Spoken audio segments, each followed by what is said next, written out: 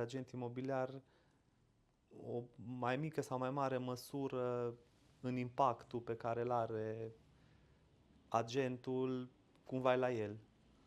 Adică nu poți să spui că e ca și la Formula 1, unde vine Cosmin, îți dă o mașină de Formula 1 și tu dacă poți să fii bun, dacă mașina pe care ți-o dă Cosmin nu e cea mai performantă, nu prea ai șanse să Da, mi-aduc câștigi. aminte discuțiile de astea, Da. da.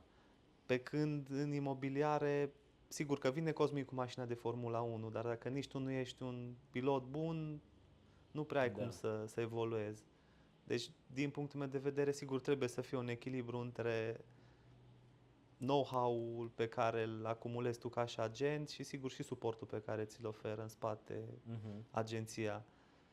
Da, deci vorbim cumva de O suport, simbioză. da, o simbioză între suportul pe care îl primești, procesele de lucru, sisteme, educație, Categoric, care sigur. astăzi o poți identifica într-o oarecare măsură, sunt deja cursuri, noi am avut câteva evenimente în partea asta, dar clar, la educație cred că niciodată nu se poate, să nu se poată mai mult.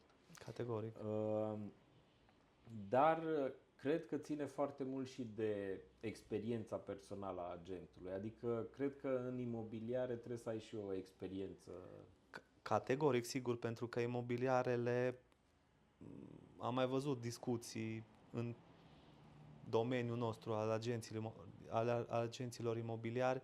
Clar, în imobiliare nu vinzi apartamente, Da. ci mult mai importantă e interacțiunea pe care o ai cu persoanele care vând și cumpără apartamente. Adică e o tranzacție pe care nu poți să o faci dacă nu ai o relație bună și o relație bazată pe niște stâlpi solizi, atât cu vânzătorul cât și cu persoana care cumpără. Adică relația interumană, din punctul meu de vedere, Nu prea poate fi înlocuit. exact, adică e cel puțin în anumite tipuri de tranzacții, că sunt anumite tipuri de tranzacții unde clar o să se poată automatiza mult lucrurile, dar sunt anumite aspecte care sigur că o persoană... Experiența Exact, cumva te pot... Aici putem asimila, nu știu, dacă eu mâine vreau să mă fac instalator, mă pot face instalator, doar că poate pe o lucrare mi-a 5 ore în loc să o fac în 30 de minute. corect.